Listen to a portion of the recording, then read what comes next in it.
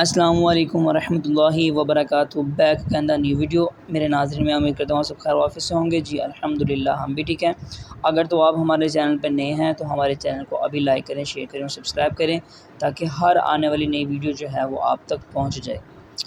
تو نبی کریم صلی اللہ تعالیٰ علیہ وآلہ وسلم نے فرمایا کہ جو کسی میت کو نہلائے، کفن دے، خوشبو لگائے، یعنی جنازہ اٹھائے، نماز پڑھے اور جو ناقص بات نظر آئے اسے چھپائے، وہ اپنے گناہوں سے ایسے پاک ہو جاتا ہے جیسا جس دن ماں کے پیٹ سے پیدا ہوا تھا۔